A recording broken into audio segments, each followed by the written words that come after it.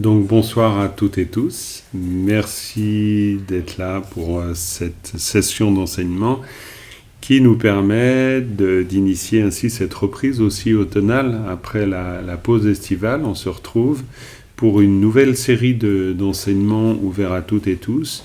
Je vais vous parler du thème tout de suite, mais d'abord on va commencer par la prise de refuge, le développement de l'esprit d'éveil.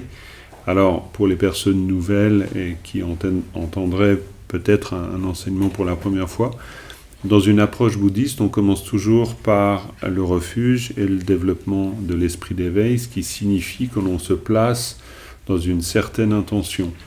On laisse volontairement de côté, pour le résumer, toutes nos préoccupations ordinaires, qui ont leur sens évidemment, mais il est bien aussi de les laisser de côté pour pouvoir, durant le laps de temps de cette pratique, que ce soit une pratique d'écoute, que ce soit une pratique méditative, n'importe, on commencera toujours par cultiver l'intention pour se placer l'esprit en direction de l'éveil. Alors, se placer l'esprit en direction de l'éveil, c'est très jargon bouddhiste quand on dit ça, mais ça signifie qu'intérieurement, on aspire à la réalisation de nos qualités. On peut le comprendre comme ça.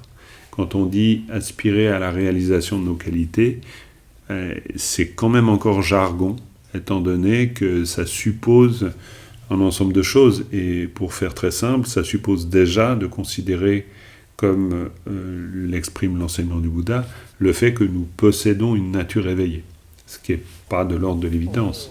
Mais du point de vue bouddhiste, on va vraiment considérer que tous les êtres, quels qu'ils soient, ont une nature éveillée.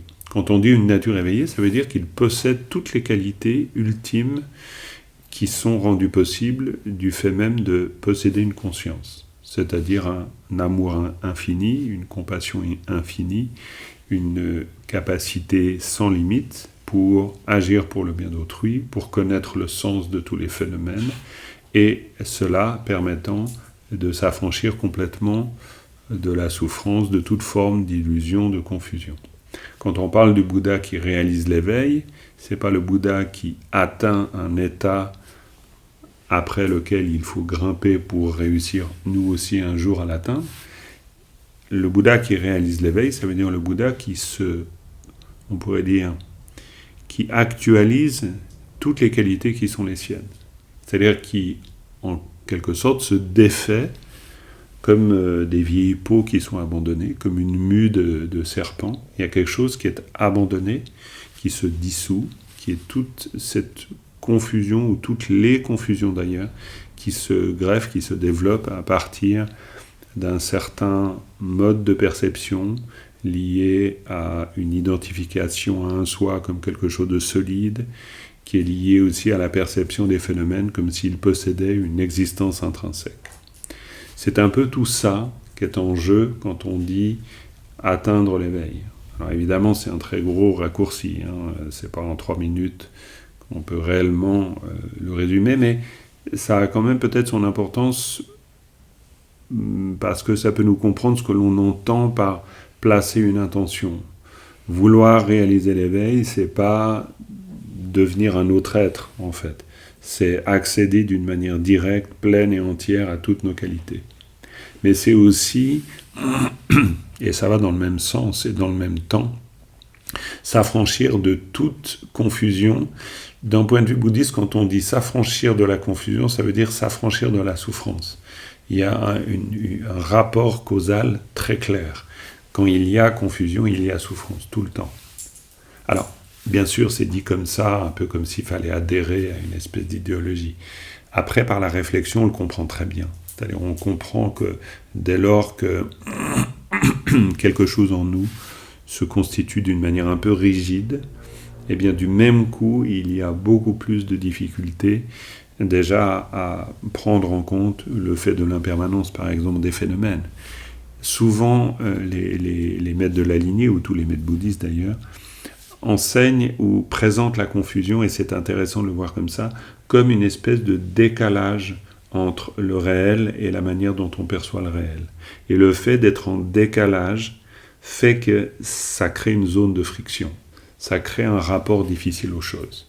Et donc, en fait, c'est pour ça que l'articulation, elle est faite ainsi en disant alors qu'il y a, ou quand il y a confusion ou illusion, il y a souffrance.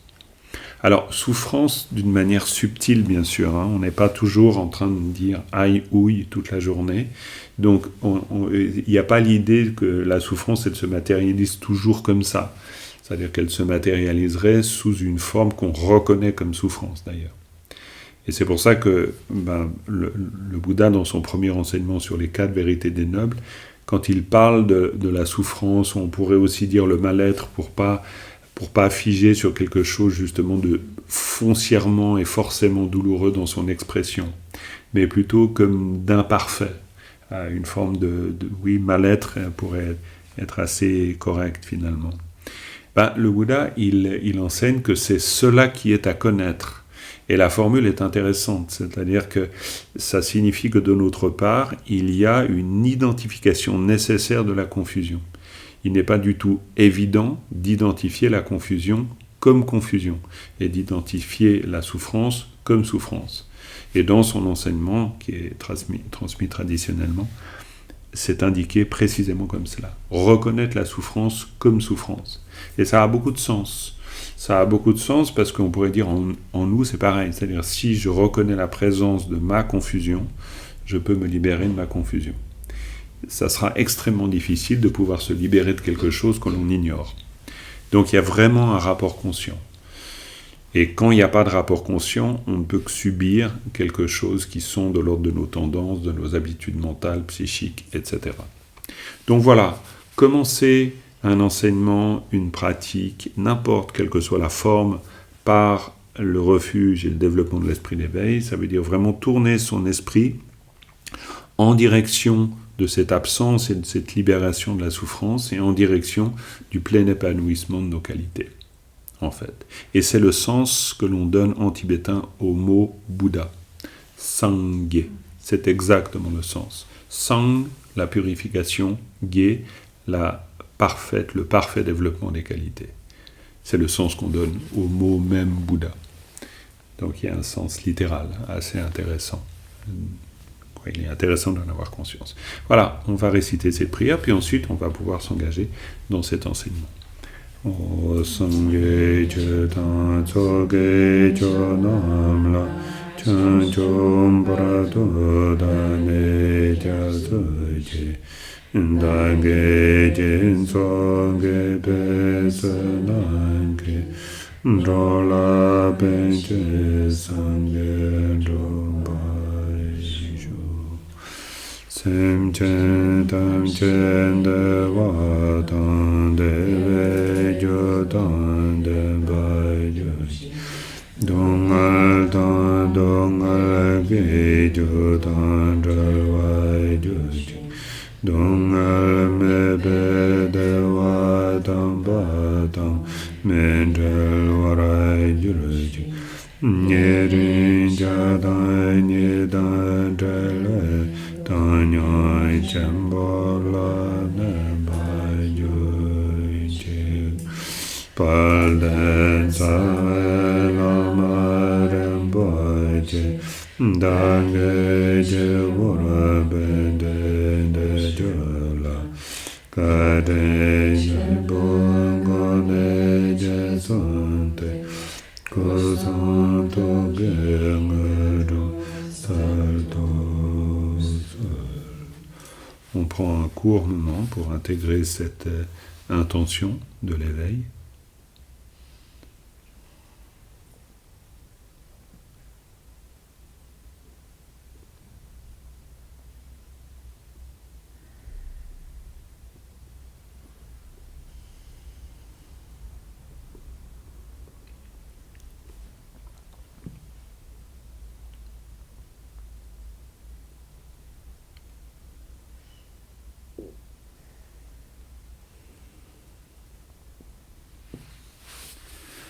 Voilà. Donc tout ça pour commencer, mais c'est nécessaire quand même, comme ça nous permet d'entrer correctement dans cet enseignement. D'autant plus que c'est la reprise, donc c'est bien de faire les choses très correctement. Voilà. Donc j'ai eu envie, en espérant que ça conviendra aussi à à votre curiosité, vos attentes, d'en savoir, mais d'aborder un sujet qui est fondamental dans la pratique du dharma. Je vais expliquer pourquoi c'est bien sûr fondamental, mais on appelle ça la prière à 7 branches. Alors, c'est vrai que quand on dit prière à 7 branches, on peut avoir l'impression que voilà, on va rentrer dans quelque chose de très religieux, comme une sorte de prière qu'il nous faudrait apprendre. Ça, c'est le nom qu'on donne, prière à 7 branches. Mais ce qui est intéressant dans prière à 7 branches, c'est surtout les 7 branches. C'est pas tellement le terme prière qui est surtout là une manière d'en parler en français. Mais en tibétain, on dit simplement Yenla Dunpa. On ne complique pas, on dit les 7 branches. Et on n'insiste pas sur le côté prière, parce que prière pour nous, bien sûr, ça nous demande toujours de revisiter les termes. Quand on aborde une culture et une spiritualité aussi, bien sûr, comme le bouddhisme, ça suppose de faire un effort interculturel, en fait. Et donc faire un bout de chemin pour essayer de comprendre la manière dont on pense les choses. Et en termes bouddhistes, quand on dit prière, parce qu'on va quand même réutiliser le terme, vu qu'en général on en parle comme ça, prière, on n'est pas dans l'idée de « je prie pour être exaucé ». Parce que pour nous, on a vraiment très fortement l'idée. Donc si je prie, ben voilà, je vais recevoir quelque chose en échange. Il y a une forme de transaction. Alors, c'est pas forcément toujours comme ça qu'on le voit, mais là, j'imagine le sens le plus familier qu'on pourrait éventuellement développer à cet égard. Donc ici, quand on dit un Yenla Dunpa, les 7 branches, on le conçoit comme 7 manières de voir les choses, mais de manière très vaste, très large. Après, on verra bien sûr de quoi cause ces 7 branches, mais 7 manières de voir les choses qui sont des façons de voir que l'on cultive, et en les cultivant, on va changer notre rapport aux différentes situations qu'on peut rencontrer. Et on va considérer que chacune de ces manières de voir porte en elle une dimension antidote. Ça, c'est une chose assez intéressante. Antidote, pourquoi ? Parce que ça nous ramène à une compréhension très générale du dharma. Le dharma, il est vraiment vu comme médecine. Dans la représentation du Bouddha, et là, on peut revenir au temps premier de son enseignement. Assez rapidement, on va le voir comme le Bouddha médecin, le Dharma comme médecine, et nous comme souffrant d'une maladie, et des maladies qui nous viennent de nos travers, nos habitudes mentales, psychiques, nos émotions perturbatrices, etc. Donc le Dharma est vraiment vu comme médecine qui guérit. Et c'est d'abord intéressant de le voir comme ça, mais après, il faut être assez prudent. Parce que nous, en tant qu'occidentaux, occidentales, quand on entend se guérir et être malade, ça peut être lié à une manière de voir les choses où on pense que donc c'est grave. Donc, et puis que si on est malade, ça veut dire qu'on n'est pas bon, on est impur, on est mauvais, etc. Ça peut être associé à ce genre de choses. Mais d'un point de vue bouddhiste, c'est au contraire extraordinairement positif. Qui se comprend consciemment comme malade s'en sort mieux que quelqu'un qui s'ignore comme malade. Donc il y a une vision très positive. On peut même d'ailleurs parler du schéma thérapeutique de l'Ayurveda qui est calqué ou repris par le Bouddha dans son enseignement. C'est-à-dire on va chercher à identifier les choses, la réalité, comment on interagit avec la réalité. Cette identification nous permet de pouvoir ensuite nous défaire des causes de notre souffrance. On est toujours dans ce schéma thérapeutique. C'est-à-dire, première vérité des nobles, la souffrance ou le mal-être ou le malaise ou tout ce qu'on veut, c'est-à-dire cette espèce de rapport rugueux, difficile, douloureux parfois avec l'existence. Ça, c'est la première vérité des nobles. La deuxième, c'est l'origine de ça. La troisième, donc, c'est la cessation. C'est-à-dire que qui dit ce dont on souffre, dit d'une certaine manière l'origine de la souffrance. Et donc, qui dit l'origine de la souffrance, dit la possibilité d'y mettre un terme. Donc la cessation. Et la quatrième des vérités des êtres nobles, eh bien, c'est celle qui décrit la démarche qui permet donc de s'en sortir. On est vraiment dans un schéma thérapeutique, tout le temps. Et c'est assez intéressant de se rappeler de cela, parce que ça veut dire que le dharma, d'une manière générale, est toujours antidote. Il est toujours antidote, il est toujours médecine. C'est-à-dire que quand on comprend de cette manière-là les 7 branches de cette fameuse prière à 7 branches, on peut le voir comme 7 pilules que l'on peut manger, ou de 7, j'en sais rien, substances que l'on peut utiliser et qui vont nous guérir, qui vont nous faire du bien. Donc dire ça en premier lieu, c'est vraiment important, parce que ça nous permet d'avoir une attitude juste. On ne va pas l'avoir ensemble, une prière un peu magique qui ferait que si on récite, hop, on va obtenir quelque chose en retour. D'ailleurs, après, vous le verrez, quand on rentre dans le détail, en l'occurrence la prière à 7 branches que j'ai pris pour cet enseignement, je vais en parler dans un instant, mais on ne demande pas grand-chose en fait, très clairement. On est plutôt en train d'exprimer, et d'une manière assez claire aussi, des attitudes qui sont à développer ensuite. Avant de parler de la prière à 7 branches, qui va nous servir de base d'explication, d'étude, de réflexion, de contemplation aussi. Et je crois qu'il faut dire quelque chose d'important, après avoir parlé de cette dimension antidote, qui redonne le sens de cette pratique dans l'ensemble général de la pensée du Bouddha, c'est dire que cette pensée, ou plutôt cette pratique des 7 branches, se retrouve dans toutes les pratiques. C'est vraiment quelque chose qui ne résiste, ou plutôt qui ne réside pas d'une manière spécifique dans une forme, mais on va retrouver ça dans toutes les pratiques, dans tous les textes aussi. Ce serait presque un jeu de pistes, d'ailleurs intéressant, qui consisterait à aller repérer les différentes branches de cette prière disséminées à gauche et à droite dans les textes de pratique. Elles sont toujours là. Et c'est presque comme une espèce de trait d'union entre les différentes approches de la pratique bouddhiste. Pourquoi je dis trait d'union ? Trait d'union comme justement le trait qui réunit, ou le point commun, on peut aussi dire ça, parce que parfois, et à tort, on pourrait imaginer le Vajrayana d'un côté, c'est-à-dire le bouddhisme tantrique, du genre bouddhisme tibétain égale bouddhisme tantrique, donc égale chose un peu bizarre, voire fascinante ou totalement exotique, etc. Voilà, on a nos images, nos représentations avec ça. Et puis, de l'autre côté, Theravada à petit véhicule, ou Theravada au véhicule des anciens, donc la tradition qu'on retrouverait au Sri Lanka ou autre, ou alors la pratique du Vipassana, très épurée, etc.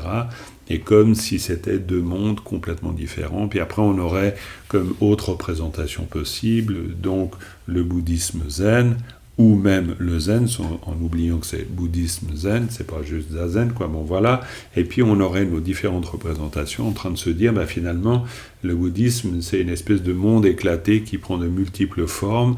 Est-ce que vraiment ça discute une forme avec l'autre ? Et en fait, en étudiant, contemplant, réfléchissant sur le sens de la prière à 7 branches, on voit bien qu'en termes de trait d'union, en termes de points communs, on trouve là quelque chose de très substantiel et que l'on va retrouver dans toutes les formes de pratique. Et dans toutes les formes que prend l'enseignement du Bouddha à travers les siècles, à travers les cultures, et même, on pourrait dire aussi, à travers les différents courants philosophiques qui vont modeler sa pratique ou les formes qu'il prend. Donc c'est extrêmement important, de ce point de vue-là, de se pencher un peu sur ce thème, parce qu'il est vraiment fondamental. Ça, c'est une raison. On pourrait dire que c'est une raison qu'on peut voir comme théorique, et c'est pas que théorique, mais il y a une dimension aussi connaissance générale du Dharma, il n'y a pas de doute. Mais après, il y a une dimension plus profonde en termes de points communs, c'est qu'elle nous engage, cette pratique, au sens même du Dharma. Et c'est le point commun le plus fondamental, c'est-à-dire que l'on médite dans une forme ou dans une autre, que ce soit par exemple une méditation silencieuse envisagée dans la tradition dite Vipassana ou dans la tradition du Shiné tibétain ou du Zen japonais ou de n'importe quelle forme de méditation silencieuse, pour autant qu'elle soit vécue dans une démarche bouddhiste, c'est une démarche toujours qui est une démarche de purification. Tout le temps. C'est toujours une démarche antidote qui vise justement à avoir un rapport conscient avec la confusion, avec les ignorances qui nous traversent, etc., pour pouvoir s'en défaire et s'en libérer. Donc, c'est tout à fait présent dans la prière à 7 branches. Donc, on va retrouver tous ces éléments. Et ça, c'est le point le plus fondamental. C'est-à-dire que la prière à 7 branches, s'y pencher et bien comprendre tout ce qu'elle veut nous dire, eh bien, c'est revenir au sens fondamental du Dharma, dans le sens de pourquoi finalement nous engager dans la pratique du Dharma. Et ça vient répondre à ça. Ça vient répondre à la manière aussi dont on peut se servir du Dharma. Parce que c'est aussi un guide pratique, c'est-à-dire ça nous dit à quoi ça sert. Et le à quoi ça sert est important. Là, par exemple, on vient de faire la pratique de Chenrezig avant, de 18h30 à 19h15. Alors, c'est une pratique chantée. Si on vient le lundi soir, on ne chante rien du tout. On fait la pratique de Shiné, du calme mental. Donc, c'est très différent. Donc, on pourrait se dire, pourquoi une forme comme ça ? En fait, on va voir que dans la pratique de Chenrezig, on retrouvera la prière à 7 branches, qui est récitée pour elle-même. Alors pourquoi on récite la prière à 7 branches au cœur même de la prière de Chenrezig, ou de la pratique plutôt, et méditation de Chenrezig ?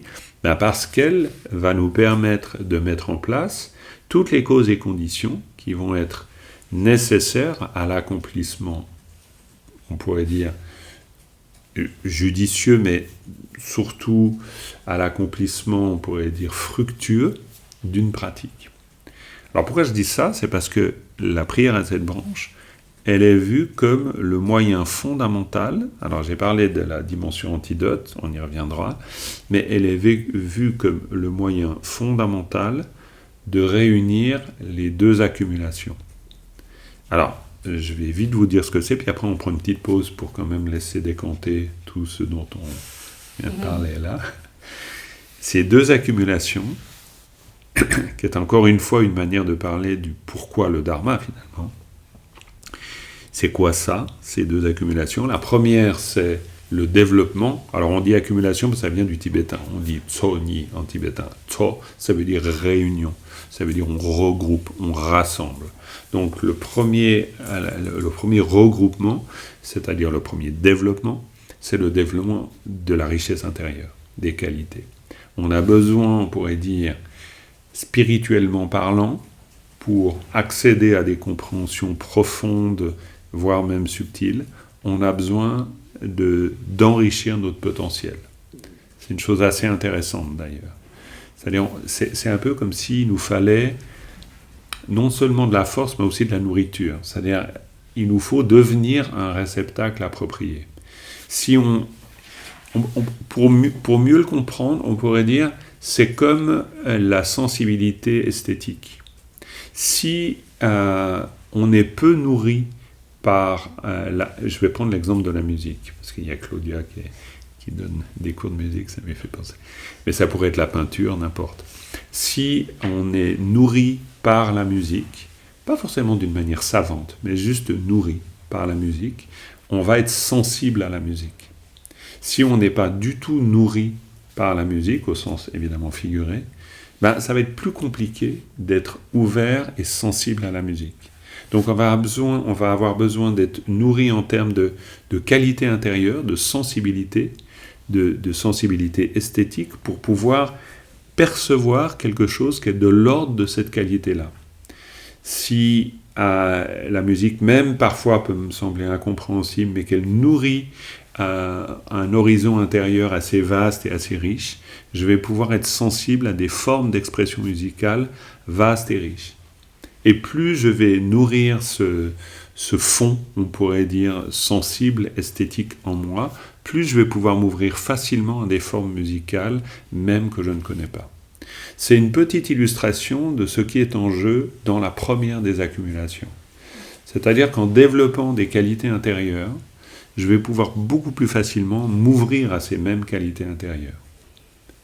Par exemple, si je développe, on verra, il sera question de générosité par exemple, si je développe de la générosité, dans une logique bouddhiste, c'est moi en premier qui en bénéficie. C'est-à-dire, on n'est pas dans une injonction morale, tu seras généreux avec les autres, on peut l'exprimer comme ça si on a envie. Mais c'est, si je deviens généreux, alors je deviens plus riche intérieurement. C'est-à-dire que ma capacité d'interagir augmente. Et c'est pour ça qu'on va vouloir développer des qualités intérieures. Plus je vais développer des qualités intérieures ou des qualités spirituelles, on peut dire ça, mais la générosité est vue comme une qualité, justement. C'est un exemple, il y en a d'autres. Mais si je la développe, naturellement, ma capacité d'interaction avec les autres aussi, mais aussi avec les situations, elle va être renforcée. Alors que si je suis très... je vais utiliser le terme d'avarice, c'est-à-dire qui serait le contraire absolu de la générosité, c'est-à-dire très dans la retenue, en fait, on comprend assez vite qu'il est très difficile dans ce cas-là d'être en interaction. C'est-à-dire si je n'ai pas cette générosité intérieure, je vais du coup avoir moins de disponibilité. Pour avoir une grande disponibilité, il me faut une grande richesse. Si par exemple, j'ai l'impression de très vite perdre mon temps, c'est finalement que j'ai l'impression que le temps file entre mes doigts, que j'en ai pas assez pour moi. Donc il m'est beaucoup plus difficile d'en donner. C'est un peu des exemples, mais c'est juste pour illustrer cette première accumulation qui est l'accumulation des qualités et qui sera utile, cette accumulation, pour développer ces qualités. Je prends une toute petite pause. Comme ça, on peut un peu respirer. Et puis, moi, je bois une gorgée de thé.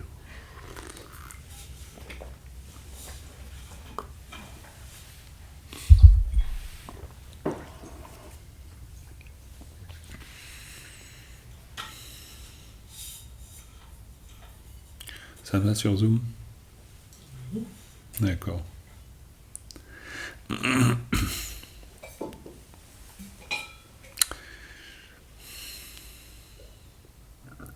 Voilà. C'est trop court. Ça va. Bon, de toute façon, ce sera difficile de trouver la bonne dose.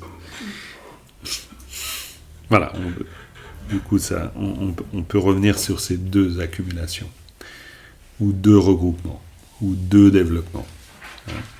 Donc, premier développement, le développement des qualités. Le deuxième développement, c'est le développement de sagesse. Alors ça, c'est un petit peu plus, peut-être difficile à... bien que... Voilà, est-ce qu'on peut se le figurer facilement ? Je ne sais pas. Mais ce qui est intéressant, c'est qu'encore une fois, alors on est bien dans une perspective bouddhiste, évidemment, parce qu'on est dans une logique. Quand je dis perspective, ça veut dire qu'on est dans une logique bouddhiste. C'est-à-dire qu'on est dans une logique d'apprentissage. Ça, c'est vraiment une chose qui est constante dans la méthodologie bouddhiste, pourrait-on dire. C'est-à-dire on est toujours dans l'idée de se familiariser. Donc, quand on dit développement de sagesse, on n'est pas en train de se dire il faut juste prendre un paquet et puis une fois que je l'aurai entre les mains, je le posséderai et ce sera fait. Il y a l'idée de se familiariser, imbiber. On pourrait dire que le cœur de la pratique du Dharma, donc de l'enseignement du Bouddha, c'est de s'imbiber, de prendre des nouveaux réflexes, de prendre des nouvelles habitudes, de petit à petit changer quelque chose de ce point de vue-là, dans la sensibilité. C'est vraiment un enseignement sensible. On développe une autre sensibilité aux choses. Et la sagesse, c'est pas autre chose que ça. C'est-à-dire, c'est beaucoup de choses, et c'est peut-être beaucoup plus que ça. Mais c'est aussi le développement d'une sensibilité. C'est-à-dire, c'est pas juste sagesse dans le sens d'un savoir, ou de devenir sage par rapport à quelqu'un qui ne le serait pas, mais c'est sagesse dans le sens d'une certaine acuité, une certaine précision dans la manière de comprendre les situations. Je vais l'illustrer de la manière la plus simple qui soit, c'est la compréhension de l'impermanence. D'un point de vue bouddhiste, comprendre l'impermanence, et je dis bien d'un point de vue bouddhiste parce que c'est vu comme une sagesse, c'est-à-dire c'est vu comme une compréhension liée à la nature des phénomènes, c'est-à-dire à ce qu'est le monde, à ce qu'est l'univers en fait. Quand on parle d'impermanence, on n'est pas dans une idée théorique, philosophique, on est dans l'idée que si je comprends l'impermanence, je comprends l'ordre des choses. Je comprends comment l'univers fonctionne. C'est pour ça que c'est associé à la sagesse. C'est-à-dire une sagesse, dans cette perspective, c'est quelque chose qui m'amène à être plus lucide dans les situations. Si j'oublie complètement le sens de l'impermanence, je peux être quelqu'un de très intelligent, bardé de plein de diplômes, avoir 3 doctorats dans la poche, et n'avoir aucune conscience de l'impermanence. D'un point de vue bouddhiste, alors on reconnaîtra les qualités théoriques, évidemment, il n'y a pas quoi, je veux dire, c'est évident, mais par contre, on va considérer qu'il y a un grand manque de sagesse. C'est-à-dire qu'il y a quelque chose qui manque dans cette sensibilité qui fait qu'on passe à côté du sens profond des choses, du monde, de l'univers, etc. Donc la sagesse, c'est quelque chose qui est vu comme éclairant. C'est quelque chose qui dissipe les ténèbres de l'ignorance, profondément. Donc développer la sagesse, c'est pour ça que c'est une familiarité, c'est pour ça que c'est une question d'habitude, c'est développer une manière de voir qui en elle-même confère de la sagesse, ou même une manière de voir qui exprime un regard sage, on pourrait dire. C'est-à-dire que quelqu'un qui a nourri cette sagesse, c'est quelqu'un qui s'étonne peut-être un peu moins que les choses soient impermanentes et qui s'étonne un peu moins qu'on n'ait pas une maîtrise totale sur tout ce qu'on entreprend. Ce qui peut sembler extrêmement simple, voire même simpliste, mais si on prend le temps de réellement examiner comment on fonctionne, eh bien, on pourra se rendre compte que bien des fois, on a juste oublié de regarder les choses avec sagesse. C'est-à-dire qu'il y a des tas de situations qui sont douloureuses pour nous, non pas parce qu'elles sont foncièrement douloureuses, mais parce qu'elles sont comme oubliées. Un peu comme si on avait oublié que c'était comme ça. On avait oublié que les choses étaient impermanentes, par exemple. Ce qui est quand même une immense leçon de vie. Et puis tout à coup, on se dit « Waouh, mais en fait, ah non, c'est impermanent. Ah oui, je n'ai pas de maîtrise. » Mais en fait, dès le départ, il n'y avait aucune raison d'imaginer que je pouvais en avoir. Le fait de pouvoir imaginer que j'ai une maîtrise là où j'en ai pas, c'est le signe parfait d'un manque de sagesse. Mais souvent, on imagine des maîtrises là où on n'en a pas. Donc, on est souvent en déficit de sagesse. Donc, on va avoir besoin de nourrir cette sagesse. De la même manière qu'on a besoin de nourrir des qualités, on va avoir besoin de nourrir la sagesse dans notre manière de voir, dans notre manière de comprendre. Et ça, c'est intéressant dans cette perspective bouddhiste parce que il n'y a personne qui est sage, pas sage, par nature. Tout le monde peut prétendre au développement de la sagesse. On fait une grande différence entre sagesse et intelligence. Intelligence, c'est des capacités mentales qui parfois sont exceptionnelles. Moi, je vois que si je dois faire une opération mathématique, même extrêmement simple, souvent j'ai le cerveau qui fige. C'est terminé. Vive les calculatrices, quoi. C'est-à-dire, je vois que j'ai des limites. Et des moments, voilà, j'ai le cerveau qui fige, quoi. Il y a des gens, le cerveau, il fige jamais, quoi. Ils sont vraiment dotés d'une intelligence fulgurante. Donc, ils ont une efficacité extraordinaire. Ils comprennent tout de suite quelque chose, il n'y a pas besoin de leur dire 15 fois, etc. Mais ça ne veut pas du tout dire que ça, c'est des qualités de sagesse. Ça, c'est des qualités d'efficience, d'intelligence. La sagesse, c'est quelque chose qui nous permet de résoudre, par exemple, des nœuds émotionnels. Les nœuds émotionnels, c'est une autre forme de connaissance. Et la sagesse va être extrêmement nécessaire pour pouvoir dénouer des choses dans lesquelles on est un peu emberlificoté, on se prend vite les pieds dans le tapis, et on se prend les pieds dans le tapis parce qu'on n'arrive pas à voir d'une manière lucide. La sagesse, c'est lié à la vue. Tawa, voir. On voit les choses. On voit les choses d'une manière claire, d'une manière limpide. Et ça, on a beau être très intelligent, parfois ça nous aide à voir les choses de manière claire, mais parfois pas. On peut être, par exemple, tous les concepteurs de la bombe atomique sont des gens extrêmement intelligents, bien plus que nous tous réunis. Il n'y a aucun doute là-dessus, en termes d'intelligence pure. C'est des grands physiciens, voilà, bon bref. L'exemple est clair. Mais ça ne veut pas du tout dire qu'il y a la vision suffisamment claire pour dire est-ce qu'on le fait, est-ce qu'on ne le fait pas. Donc il y a le doute, et donc finalement on le fait. Est-ce qu'on a eu raison de le faire ou pas? C'est un grand débat, c'est pas moi qui vais en 2 secondes et dire oui ou non. C'est juste un exemple pour dire qu'il y a des tas de moments dans notre vie où on va sentir le besoin d'une sagesse qui nous manque. Et que si on avait cette sagesse, ça nous permettrait de prendre des décisions extrêmement pertinentes, éclairées, justes par rapport à la situation. Si par exemple, d'un point de vue bouddhiste, on n'a pas suffisamment de sagesse, notre compassion, même si elle est grande, notre compassion, elle s'affaiblit. C'est-à-dire qu'on a un cœur extrêmement généreux, on va, oh le pauvre, ou oh la pauvre, on va vouloir l'aider. Mais si on n'a pas la sagesse, peut-être que la manière d'aider cette personne, c'est-à-dire d'exprimer notre compassion, sera complètement contre-productive. Et il faut avoir une très grande sagesse pour être vraiment sûr de la manière de pouvoir exprimer la compassion. Et vice-versa.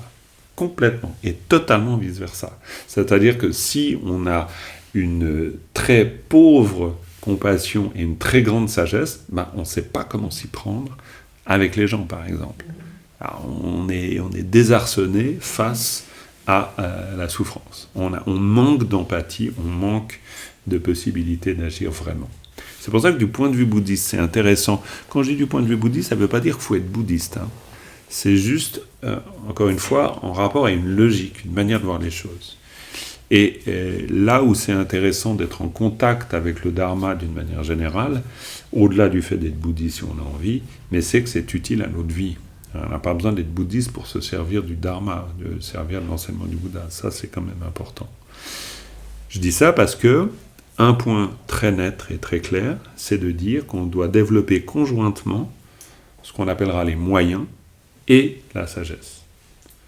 Ou le dire en d'autres termes, c'est-à-dire un cœur généreux, compassionné et éclairé. On a besoin de clarté et on a besoin d'un cœur qui fonctionne. On a besoin des deux. Et la prière à cette branche, elle va nous permettre de développer les deux. Parce qu'en fait, on pourrait dire que tout ce qui est de l'ordre des qualités, de cette richesse intérieure, je parlais avant, j'essayais de l'illustrer avec la générosité sera nécessaire dans l'expression de la compassion. Si on est peu généreux, c'est difficile de donner de son temps, par exemple, ou d'avoir de la patience. C'est compliqué. Mais en même temps, il faut être éclairé. C'est-à-dire qu'il y a des moments où il ne faut pas le donner. Parce que peut-être qu'il ne faut pas, justement, pour être utile. Donc la sagesse, elle va jamais... On ne peut pas théoriquement dire ce qui est juste et pas juste. Il va falloir être suffisamment proche des choses, du sens des choses, pour pouvoir se rendre compte de ce qui est pertinent. On va le voir dans toute la tradition bouddhiste avec ces exemples édifiants de maîtres exceptionnels, de grands accomplis.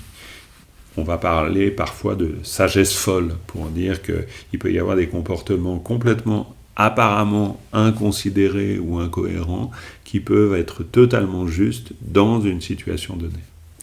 Non reproductible, parce que ce n'est pas un modèle absolu, mais ça peut être très juste dans un certain contexte. Donc ça sera souvent illustré par des situations qui nous dépassent un peu. Même d'ailleurs, on le voit dans les plus anciens sutras du Bouddha. Le Bouddha peut avoir des réactions à l'égard des gens qui, des fois, peut paraître étranges. Ça me fait penser à cette histoire, je crois que c'est un jour toi, Agathe, qui la racontait, qui est cette belle histoire de cette femme éplorée qui vient voir le Bouddha. Et suivant la manière dont on raconte l'histoire, on pourrait se dire que la manière dont il reçoit cette souffrance, c'est assez particulier, parce on pourrait dire, là, est-ce qu'il est complètement empathique ? Ça ne veut pas dire qu'il ne l'est pas. Je dis juste qu'en entendant l'histoire, on peut se dire, tiens, drôle de manière d'agir. Et en fait, en écoutant tout le déroulé de l'histoire, on se rend compte que cette femme éplorée qui vient voir le Bouddha parce qu'elle a perdu un enfant, puis elle a essayé tous les moyens pour se sortir de cette souffrance, en fait, les stratagèmes utilisés par le Bouddha sont l'expression d'une très grande sagesse. C'est-à-dire qu'il l'a fait passer à des endroits où nous, on n'aurait pas pensé de la faire passer. Ça, c'est l'expression de la sagesse. La sagesse, elle arrive toujours à trouver un moyen là où il semble qu'il y en ait assez peu. Donc, elle est très importante pour nous parce que quand on est émotionnellement bloqué dans quelque chose, c'est qu'en général, on manque de sagesse. On va avoir besoin d'une sagesse pour sortir de l'ornière, sortir de peut-être l'habitude un peu automatique qu'on a prise. Donc voilà.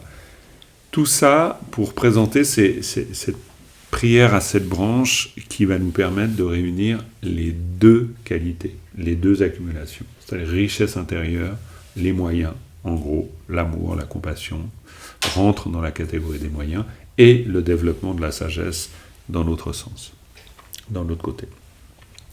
Maintenant, en termes de sujet à proprement parler, c'est-à-dire de quoi allons-nous parler en parlant de cette prière à 7 branches, là, il m'a semblé juste, je vais vous dire pourquoi aussi, mais de prendre la prière à 7 branches qu'on retrouve au début de ce qu'on appelle le Sangkyumun Lam, c'est-à-dire une prière de souhait très connue dans la tradition bouddhiste, mais alors partout, dans tous les pays de tradition bouddhiste, et qui est la prière de la conduite excellente.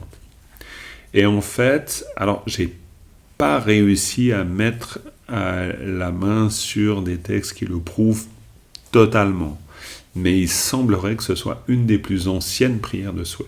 C'est-à-dire qu'il nous vient d'un sutra qu'on appelle le Avatamsaka Sutra, et dans le Avatamsaka Sutra, il y a plusieurs sections, c'est un gigantesque sutra, Gandavyuha Sutra, et là, dans une des sections de l'Avatamsaka Sutra, il y a une prière, qui est justement Sangkyumun Lam, qui est cette prière de souhait, et qui elle-même prend place dans toute une vie qui est racontée dans ce sutra, qui est ce ferreur Sudana qui part à la recherche d'un maître spirituel, qui va en rencontrer plus de 50, et finalement, il va rencontrer le maître spirituel qui va lui apporter les instructions essentielles qu'il cherche, et tout le sutra raconte cette immense quête spirituelle. Et donc, quand on récite cette fameuse prière de souhait qui est archi connue dans la tradition bouddhiste, en fait, on est en train de réciter comme une espèce de chœur de l'Avatamsaka Sutra. Donc, c'est presque, on pourrait dire, la figure archétypale de la prière de souhait. Alors, comme je vous l'ai dit avant, la prière, cette fameuse prière à 7 branches, on la retrouve partout. J'essaierai aussi d'aborder le sujet de cette prière à 7 branches dans un texte très connu maintenant aujourd'hui en Occident, et c'est une très belle chose, La marche vers l'éveil de Shantideva, qui maintenant commence à être vraiment bien connue, qui est une œuvre majeure qui date du 8e siècle, comme vous le savez certainement, composée par Shantideva, et qui décrit la marche vers l'éveil, tout l'engagement, la façon de partir, d'entrer dans ce chemin qui va nous mener à l'éveil, et qui décrit la façon de vivre, de penser, de faire de tous les bodhisattvas et de tous les bodhisattvas, c'est-à-dire de celles et ceux qui aspirent à vouloir réaliser l'éveil pour le bien de tous les êtres sans aucune exception. Et en fait, il y a un auteur que vous connaissez peut-être, qui s'appelle Patrul Rinpoche, qui a écrit un texte très intéressant, et qui est une manière d'aborder le Bodhisattva, la marche vers l'éveil, dans cette perspective. Et c'est pas forcément un texte très connu, mais il reprend les strophes du Bodhisattva et il les explicite sous l'angle de la prière à 7 branches. Alors c'est extrêmement intéressant parce que tout à coup, ça nous permet une autre lecture du texte et on peut avoir un rapport beaucoup plus conscient de la présence même de cette structure en cette branche dans le texte. Simplement, c'est assez massif parce que quand même, la marche vers l'éveil, il y a beaucoup de strophes, quoi.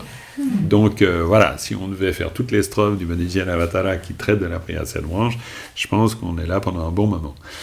L'avantage du Sanctum Nam, de la prière de la conduite excellente, qui est aussi une façon, on parle aussi de la reine des prières de souhait, elle a plusieurs noms, celle de Samantabhadra, les souhaits de Samantabhadra, pour faire très court, c'est très bien. Elle a l'avantage d'être assez courte, au sens propre. Donc, elle va nous permettre de pouvoir assez rapidement avoir une vision claire de ce que sont ces 7 branches. Une fois qu'on les a bien identifiées, ça sera très simple de pouvoir les identifier, en tout cas beaucoup plus simple de pouvoir les identifier dans tous les textes de pratique que vous lirez à gauche, à droite. Des fois même dans une très courte prière, de manière très très condensée, hop, on va retrouver une prière à 7 branches. Ça va être souvent le cas, et c'est assez intéressant. Les 4 vers qui permettent... Ah oui, qui permettent. Tout à fait. Ouais, donc voilà, il y a plein de choses qu'on pourra voir avec ça. Encore une précision sur cette prière à 7 branches qu'on retrouve dans les souhaits de Samantabhadra, pour dire que je vais m'appuyer sur un commentaire de Chakpa Gyaltsen, qui est un commentaire que j'ai souvent dû traduire pour l'Ojorapsa Rinpoche, pour Lama Songpo, à plusieurs reprises, qui a été aussi largement utilisé au sein de la tradition Kagyu, même si ce n'est pas un maître de la tradition Kagyu. Quand je dis tradition Kagyu, juste petit rappel, c'est une des 4 lignées du bouddhisme tibétain, donc qui chacune a son style, fait référence à des textes plutôt qu'en d'autres, etc. Bref. Donc là, je vais me servir de ce texte, parce que je le connais un peu, et en plus, c'est sur cette base de texte que là, je donne par ailleurs des cours tibétains. C'est pas pour parler de ça, mais c'est pour dire que du coup, j'ai le nez dedans. Donc c'est assez intéressant de profiter de ça. Donc voilà. Je vous ai mis un lien sur le WhatsApp du CEBT où vous pouvez télécharger le document. C'est un document de travail, vous verrez, c'est assez inégal, mais ça vous permet de vous faire une idée. Il n'est pas totalement finalisé, mais ça vous permet de vous faire une idée du commentaire et de pouvoir le suivre. Maintenant, avant qu'on se quitte, parce que là, je vous ai fait une espèce de panorama de la prière à 7 branches, mais je pense que c'est utile, de manière à ce qu'on puisse ensuite aborder ça de manière vraiment le plus correcte possible. Je vais juste vous énoncer justement ces fameuses 7 branches. Comme ça, il y aura vous aurez en tout cas une idée, non pas définitivement claire, mais vous verrez un peu quelle est l'architecture globale. Après, quand on rentrera dans le texte de Chakpa Gyaltsen, c'est-à-dire dans le commentaire, alors vous verrez, comme le font les maîtres tibétains, il y a des tas de A, petit B, etc. Pas trop, mais quand même. Mais cette architecture du texte, elle est importante. Je dois dire aussi que j'ai demandé conseil à Djangong Kongtrul cet été pour lui dire est-ce une bonne idée d'enseigner la prière à 7 branches. Lui, il était très partant, parce qu'il en a aussi parlé. Il a même dit quelque chose d'intéressant, d'aborder la prière à 7 branches sous l'angle des 4 dharmas de Gampopa. Donc, je verrai comment je peux combiner ça, parce qu'il y a plusieurs niveaux. Il y a aussi un très beau commentaire de Djangong Kongtrul en rapport à la pratique de Milarepa, qui donne des explications très profondes sur la prière à 7 branches. Mais ça, on verra plus tard, comment je vais faire avec ça. Donc voilà, j'en reviens aux 7 branches. La première, c'est la branche dite des prosternations. Quand on dit prosternation, il faut l'entendre au sens très large, c'est-à-dire l'hommage. Parce que prosternation, c'est une manière de rendre hommage. Alors, tout de suite, en fait, ça nous place au cœur de l'exercice. Pourquoi est-ce qu'on rend hommage ? Et là, tout de suite, il va nous falloir le comprendre sous l'angle de l'antidote. Parce que sinon, on a l'impression que le seul but, c'est de rendre hommage. Non. On n'est pas fou, quoi. On fait ça pour une bonne raison. Et si on le fait, rendre hommage, on va le comprendre comme un antidote ou un antidote ou une antidote? Un antidote, c'est masculin? J'ai toujours des doutes là-dessus. Un antidote à l'orgueil. C'est-à-dire, mais c'est ce qu'on va voir ensemble, ça va vraiment nous permettre de nous dessaisir de quelque chose. Donc on rend hommage pour ça. Première branche. Deuxième branche, les offrandes. Alors très clairement, c'est un antidote à l'avarice. Et on verra que la branche dite des offrandes, elle est très vaste. Il y a les offrandes imaginées, il y a les offrandes matérielles, il y a les offrandes de différents types. Parce qu'en fait, aborder l'offrande sous ses différents aspects, c'est aussi voir là où on n'est peut-être pas assez généreux dans notre manière d'être. Mais encore une fois, on n'est pas dans une injonction morale, on est vraiment dans la compréhension que ça va nous permettre de dénouer le nœud de l'avarice, au sens très large. Pas seulement en rapport avec les 2 francs que j'ai dans la poche au moment où un mendiant me demande ces 2 francs. C'est aussi l'expression de la générosité, éventuellement, ou l'expression de l'avarice, en fonction, mais rien n'est catégorique. Parce qu'avec sagesse, c'est peut-être mieux de ne pas les donner, ou avec sagesse, c'est peut-être mieux de les donner. Il n'y a pas de réponse morale absolue, ça c'est clair. Troisième branche, la confession. Alors ça, tout de suite, normalement, on a les poils qui s'hérissent en fonction de notre vécu. En fonction de notre vécu, je sais que quand on dit confession, ça peut être plus ou moins bien reçu. Confession, ici, dans la tradition bouddhiste, c'est dévoilement. Il faut tout de suite le comprendre comme ça. Et ça, c'est très intéressant. C'est-à-dire que c'est avoir un rapport conscient à ses propres négativités. Alors, évidemment, ça va venir gratter là où on n'a pas envie de gratter. C'est-à-dire, mais non, moi, j'ai rien à me reprocher.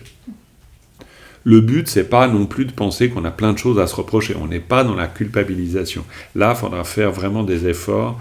Je rappellerai toujours qu'on est dans un contexte bouddhiste et non pas culpabilisant. Donc, la reconnaissance des négativités est vue comme quelque chose d'extraordinairement valeureux parce que ça nous permet de vivre mieux. Donc, il n'y a vraiment pas de doute. L'antidote, c'est aux actions négatives accumulées. Et on a besoin de se dégager de ça.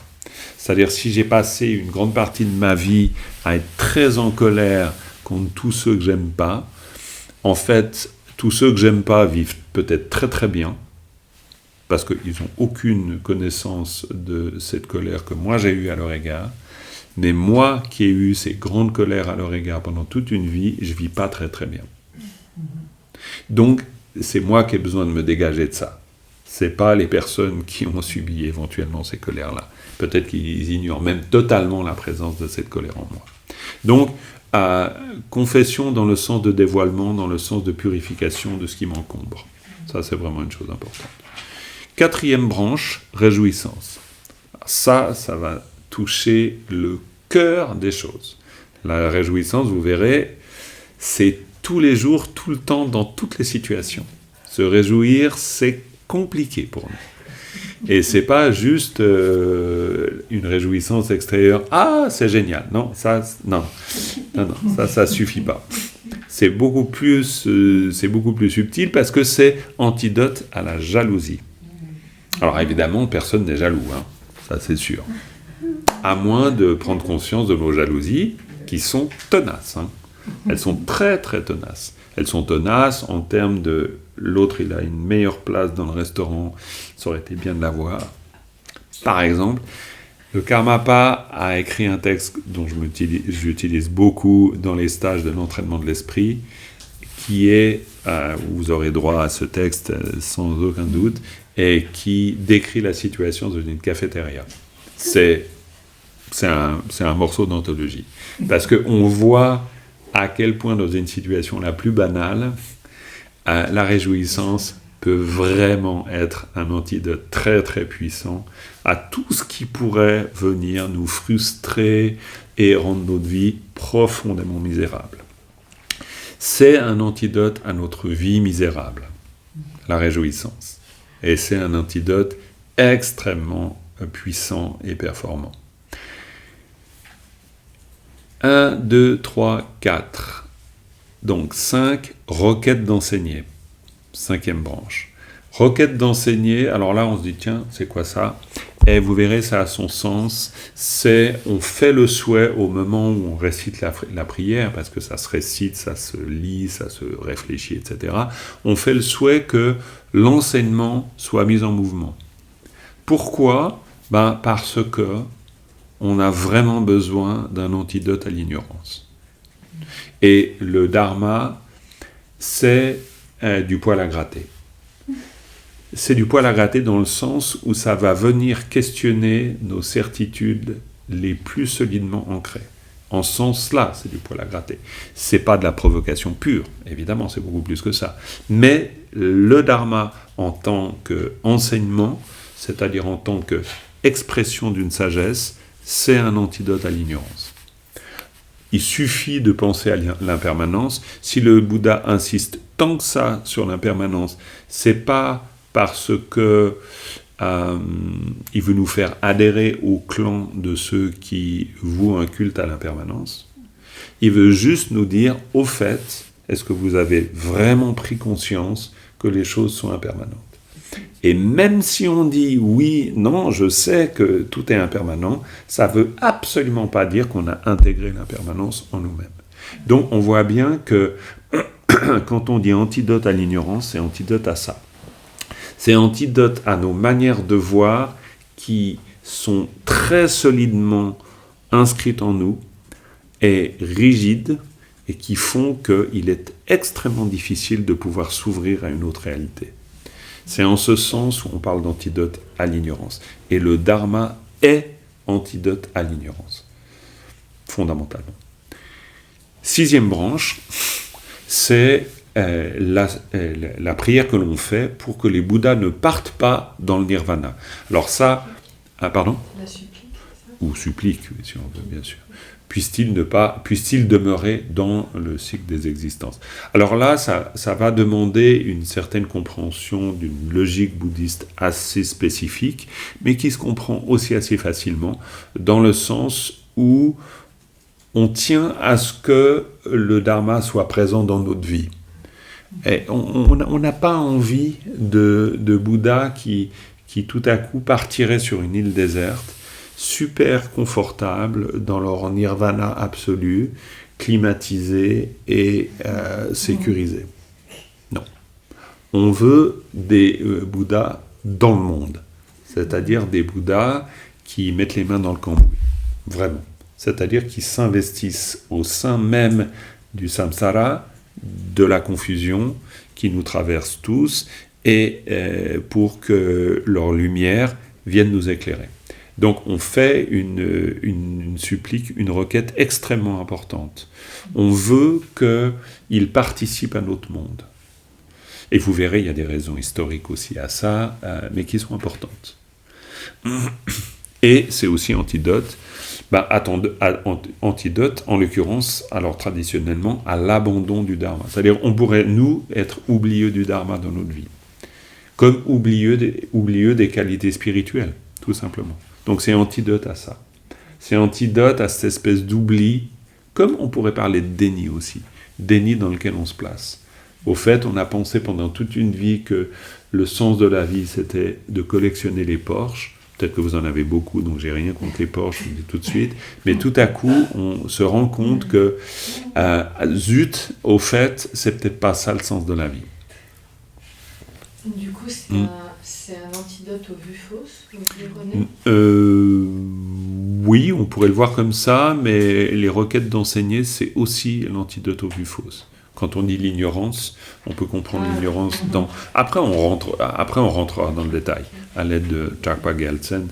Donc, et pas que Chakpa Gyaltsen, vous avez l'extraordinaire commentaire de Shyama Rinpoche sur la prière à 7 branches. Je vous recommande beaucoup. On en parlera aussi, bien sûr. Mais j'avais envie d'un support de texte classique parce que sinon, on ne va jamais mettre notre nez là-dedans. Donc voilà, c'est un peu l'occasion que fait le larron. Et puis, dernière branche, et puis on terminera là-dessus, la dédicace. Et la dédicace, qui conclut la prière à 7 branches, c'est aussi un antidote à la colère qui détruit les mérites, entre autres. Entre autres, et vous verrez pourquoi, mais dans le sens où la dédicace, c'est le moment où on se dessaisit. C'est-à-dire, Pas la saisie. on n'a pas de saisie sur le dharma. C'est-à-dire, on accepte même de renoncer à toutes les qualités qu'on a développées. Du coup, ça peut être aussi un antidote à la saisie. C'est un antidote à la saisie et antidote à la colère, parce que vous verrez pourquoi la colère, on va considérer que ça peut avoir un effet extrêmement négatif sur les qualités qu'on a développées. Donc on a besoin de dédier toutes ces qualités pour finalement ne pas les endommager. L'image donnée, mais on y reviendra, c'est dire si je confie une goutte d'eau à l'océan, elle a des chances de demeurer longtemps. Si je mets une goutte d'eau dans le petit espace ménagé par l'empreinte d'un sabot sur le sol, elle va très vite sécher. Donc dédier, c'est rendre à l'océan infini des qualités, la petite goutte d'eau que moi j'ai développée. Mais on reprendra cette idée-là, parce que ça nous fait entrer dans une logique qui est pas si évidente que ça, et ce sera l'occasion un peu de rentrer plus en détail dans le sens de la dédicace. Voilà, et puis presque en termes de timing, c'est assez juste, vu que c'est 20h32, c'est presque bon. Donc voilà, j'ai un tout petit peu dépassé. Mais voilà, donc on n'a pas seulement le menu, on a déjà abordé des points importants sur cette prière à 7 branches. J'espère avoir suscité votre curiosité, non pas pour vous dire venez absolument écouter cet enseignement, mais curieux de la présence de cette prière à 7 branches dans la pratique, curieux de découvrir aussi la fonction qu'elle peut avoir pour nous en termes de méthode, d'antidote, parce que c'est surtout ça le but. On va s'arrêter là avec une dédicace.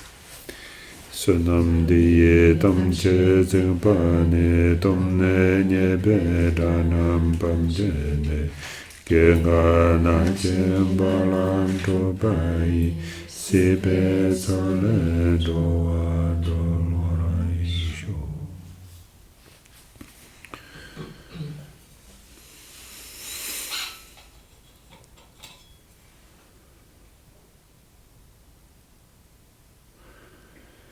Voilà, eh bien, merci beaucoup d'avoir été là, d'avoir partagé ce moment de Dharma ensemble, et on se retrouve bientôt.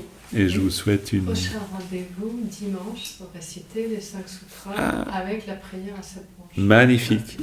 Donc, prochain rendez-vous, voilà, on rappellera, excusez-moi, cette information sur les groupes WhatsApp, mais dimanche, 7h15, c'est ça ? 7h15 pour la récitation des 5 sutras royaux. Voilà, eh bien, bonne soirée. À bientôt. Merci à vous.